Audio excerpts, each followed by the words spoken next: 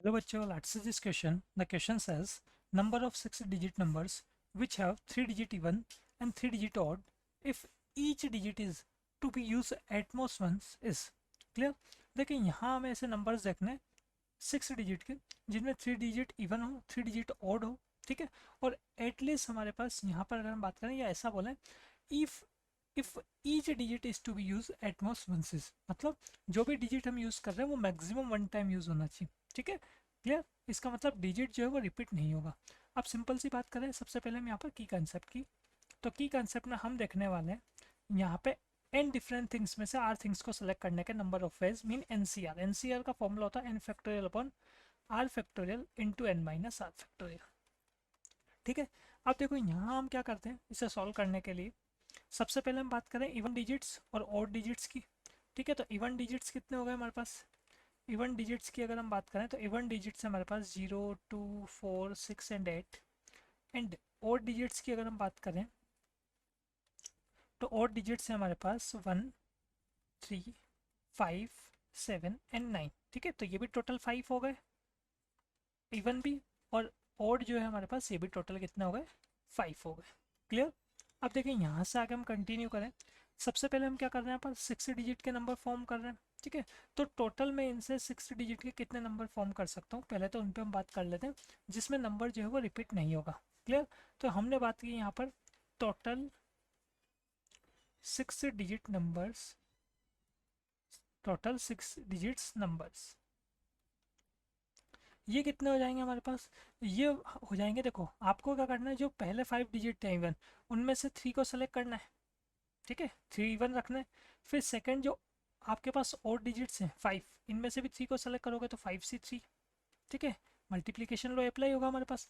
अब इसके अलावा हम बात कर रहे हैं जो 6 डिजिट्स आपके पास सेलेक्ट हो गए, अब क्या करेंगे उनको सिंपल हम रीअरेंज भी तो करेंगे, तो अरेंज करेंगे मतलब परमुटेशन।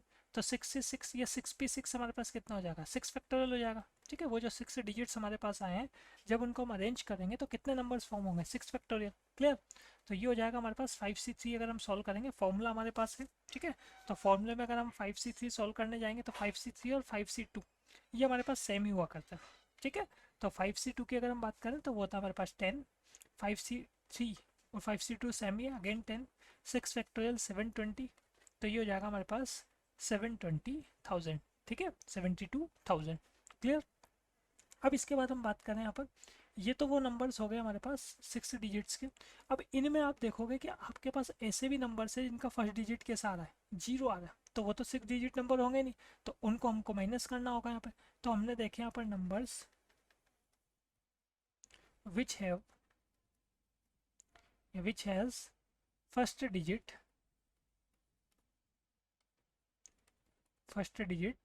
इज 0।